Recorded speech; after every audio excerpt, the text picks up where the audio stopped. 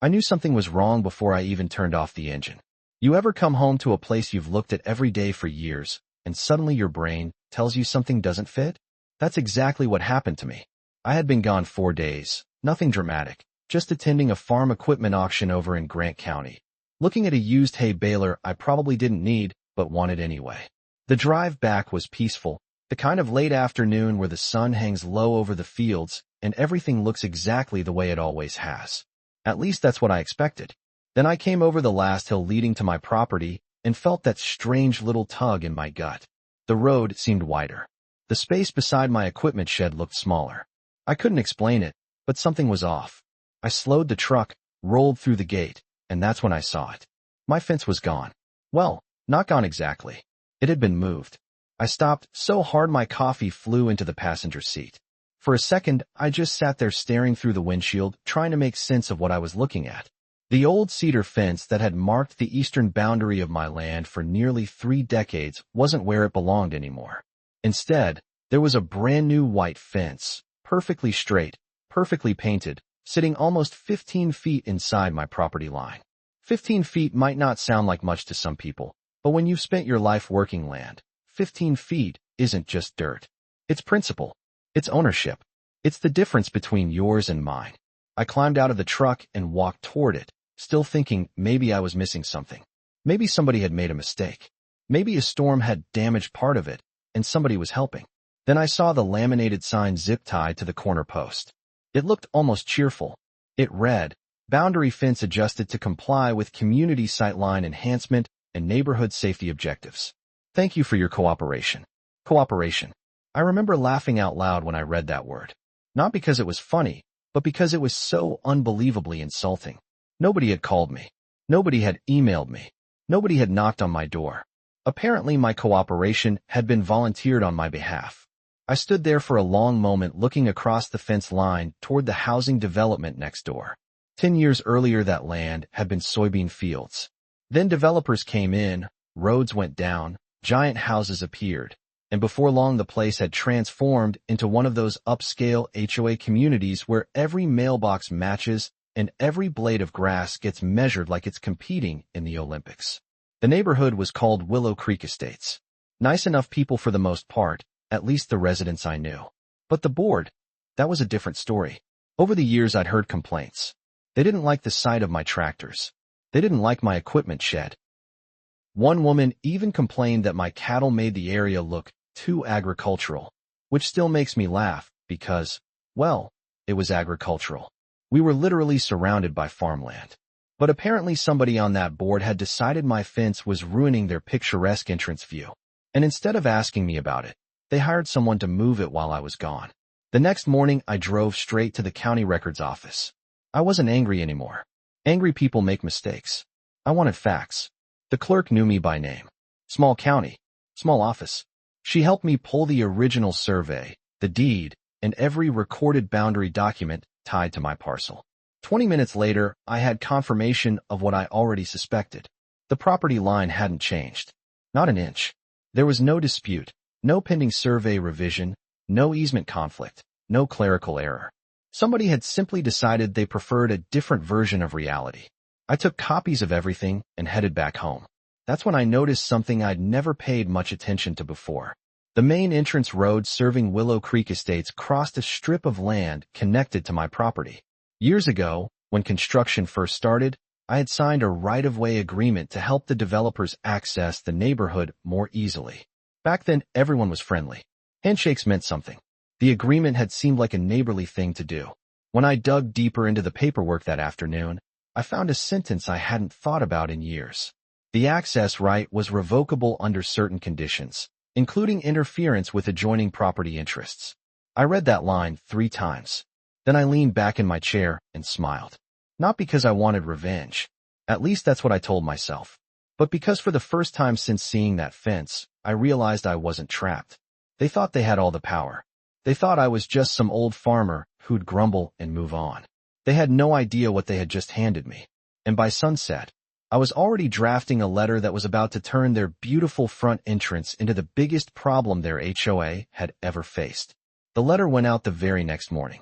I sent it certified, emailed copies to the HOA management company, and even hand-delivered one to the office they operated out of near the clubhouse. I kept the language simple and professional. No threats, no insults, just facts. Due to the unauthorized relocation of a boundary fence, unlawful entry onto private property, and alteration of surveyed land, I was exercising my right to revoke access across the easement effective immediately. Then I sat back and waited. Actually, that's not entirely true. I didn't wait. I got busy. Behind my equipment shed sat 2 old flatbed trailers I hadn't used in years. They still rolled fine, and they were heavy enough that nobody was moving them without serious equipment. Around dusk, I hooked the first one to my tractor and slowly pulled it toward the strip of land where the easement crossed my property. The second trailer followed an hour later. By dark, both trailers were positioned entirely on my side of the property line, nowhere near the HOA's actual road, but directly across the access corridor they had depended on for years. Everything was legal, everything was documented, and everything was suddenly very inconvenient. I slept better that night than I had in days. The next morning, chaos arrived right on schedule. My phone started ringing before breakfast. First came the management company, then the HOA president, then somebody claiming to be the community attorney. By 10 o'clock, I had 17 missed calls and a voicemail box full of increasingly panicked messages. I made myself another cup of coffee before returning a single one. Mr. Dawson, the attorney began the moment I answered. We've received reports that you've obstructed community access. Interesting choice of words, I replied. I've received reports somebody moved my fence. There was a long pause. We're trying to find a reasonable solution. Great, I said. Start by explaining who authorized construction on my property. Another pause. Funny how that kept happening. Around lunchtime, I heard tires crunching up my driveway. When I stepped outside, 3 SUVs were parked near the barn. Out climbed the HOA president, a property manager, and a man I assumed was their lawyer. The president's name was Vanessa Coleman. I'd met her once at a community event. She always carried herself like somebody accustomed to getting her way. That confidence looked a little different standing in farm dust wearing designer sunglasses. Vanessa walked forward first. Mr. Dawson, we really need to resolve this situation. I agree, I said. Put my fence back. She crossed her arms. The fence adjustment was made to improve visibility entering the neighborhood. Several residents expressed safety concerns. I nodded. Did any of those concerns involve asking permission? Her jaw tightened. You're focusing on the wrong issue. Actually, I said, I'm focusing on the property line. The lawyer stepped in. Perhaps we can discuss compensation for the temporary inconvenience. That almost made me laugh. Temporary inconvenience. They had stolen land, destroyed part of my drainage slope, removed established fencing, and trespassed on recorded property, yet somehow I was the inconvenience. Vanessa pointed toward the new fence. It's only about 15 feet. I looked directly at her. If I walked into your house and took 15 feet off your living room, would it still be only 15 feet? The property manager stared at the ground. The lawyer suddenly became fascinated by a nearby tractor tire. Vanessa wasn't amused. That's not the same thing. It's exactly the same thing. Then I handed them a folder. Inside were copies of the survey. Photographs of the original fence line, county records, and something I'd spent the previous day tracking down. A contractor invoice. One of the subcontractors had been surprisingly cooperative once he realized he might become involved in a property dispute. The paperwork clearly showed who paid for the project. Willow Creek Estates Homeowners Association. Vanessa's expression changed immediately. The confidence drained away so fast, it was almost impressive. Where did you get that? She asked. Public records and honest people are amazing resources, I said. Nobody said much after that. The meeting ended less than 10 minutes later. They drove away looking considerably less certain than when they arrived. The real fun started the following day. Word spread through the neighborhood faster than wildfire. Residents began learning details the board hadn't shared. Apparently, many homeowners believed the fence relocation had been approved through proper channels. Most had no idea the land belonged entirely to me. Others were furious because the entrance disruption was affecting school pickups, delivery routes, landscaping schedules, and daily commutes. Before long, internal arguments started erupting across neighborhood social media groups. One resident somehow obtained a copy of the survey. Another posted drone photos showing the original fence line. Then people began asking uncomfortable questions. Who approved the project? Why wasn't legal review completed? How much HOA money had been spent? Why was nobody checking property records before altering a neighbor's land?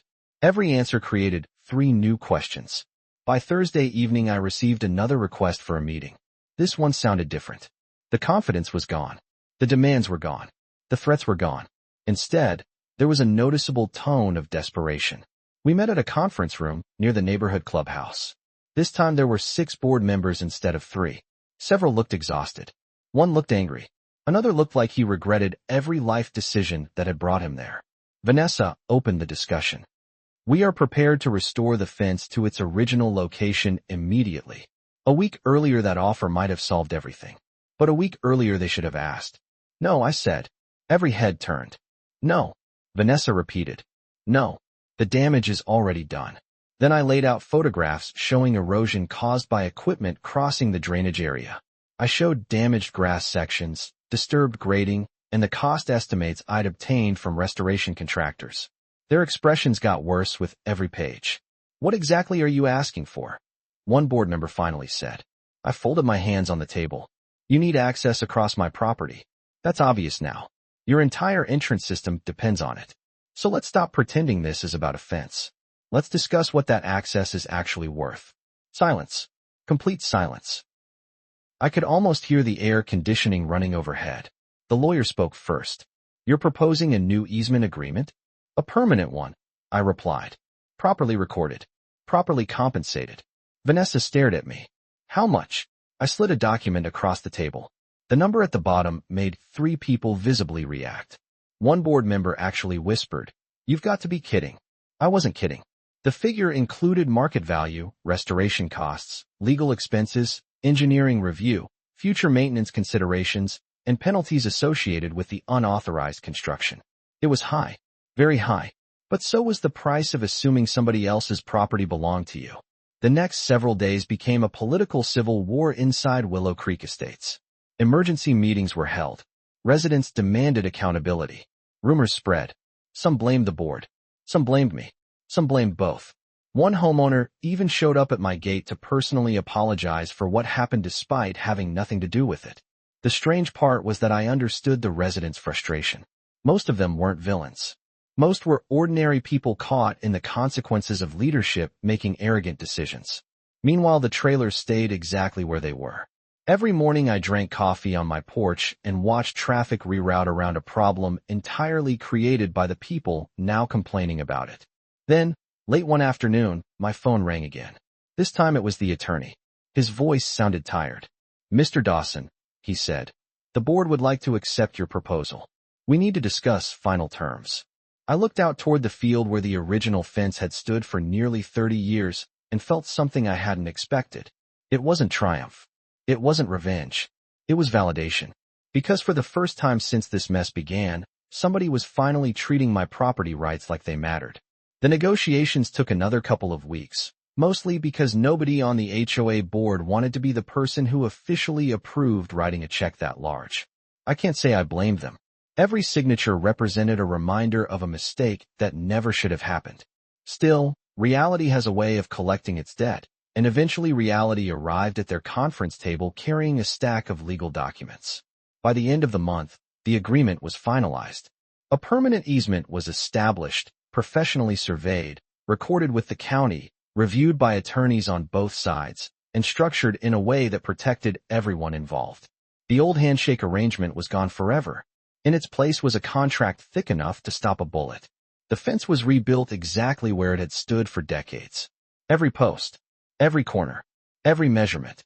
I was there the morning the crews installed the final section. One of the workers stepped back, looked at the completed line, and said, "Funny how much better it looks when it's in the right place." I laughed harder than I probably should have. A few days later, the payment cleared. I remember sitting in my truck outside the bank staring at the balance on my phone for a full minute. It was one of those moments that doesn't feel real at first. Not because of the money itself, although it was certainly substantial, but because of what it represented. People often assume disputes like these are about greed. They see a settlement and think somebody hit the jackpot. What they don't see are the sleepless nights, the frustration, the principle behind it all. If I had done nothing, if I had shrugged and accepted the loss because it was only 15 feet, what would have happened next time? Maybe another 10 feet. Maybe 20. Maybe another neighbor decides your property is flexible whenever it's convenient. Boundaries matter because once people learn they can ignore them without consequences, they usually do. A week after everything was settled, I ran into Vanessa at a local charity event. It was the first time we'd seen each other since the agreement was signed. She walked over carrying a paper cup of coffee and gave me a small smile. "You know," she said, "the board still talks about you." "I'm sure they do," I replied. She actually laughed. For what it's worth, I didn't think it would go this far. I studied her face for a second and realized she was being honest. Somewhere along the way, what started as a cosmetic improvement had turned into a disaster because nobody stopped to ask a simple question. She looked out toward the parking lot and shook her head. "We thought we were solving a problem. You created one," I said. "Yeah," she admitted. "We did." It wasn't an apology exactly, but it was probably the closest thing I was ever going to get. The surprising part came later. Over the next year, relationships with many residents actually improved. A few started buying produce from local farms. Some attended county meetings they had previously ignored. Others began asking questions before approving HOA projects. Strange as it sounds, the whole mess ended up teaching people something valuable. Property rights aren't abstract concepts buried in legal paperwork. They're personal. They're tied to memories, effort, sacrifice, and identity. That old fence wasn't just wood and nails. My brother helped me build it years before he passed away. Every post carried a story. Every stretch of land represented decades of work. The board saw an obstacle to a prettier view. I saw part of my life. Looking back now, I still get asked whether I regret shutting down their entrance. The answer usually disappoints people because it isn't a simple yes or no. Do I enjoy creating problems for others? No. Did I enjoy watching innocent residents deal with inconvenience? Not at all. But do I regret standing my ground when somebody crossed a line they had no right to cross? Absolutely not. Sometimes the only language entitled people understand is consequences. If there's one thing this experience taught me, it's that being reasonable doesn't mean being passive. Being neighborly doesn't mean surrendering your rights. And being patient doesn't mean allowing someone to take advantage of you. In the end, they moved my fence because they wanted a better view. What they got instead was a very expensive lesson about ownership, accountability, and respect. And honestly, every time I drive past that entrance now and see that fence sitting exactly where it belongs, I can't help but smile a little. But here's the question I want to leave with you. If you were in my position, would you have reopened the access road the moment they offered to put the fence back? Or would you have pushed for compensation the way I did? Was it justice, or did I take things too far? Let me know down in the comments because I've heard strong arguments from both sides, and I'm curious where you stand. If you enjoyed this story, make sure to like the video, subscribe to the channel, and share your own HOA or neighbor dispute experiences below. Some of the best stories we've ever featured came directly from viewers, and trust me, after what happened here, I know firsthand that real life can be far stranger than fiction.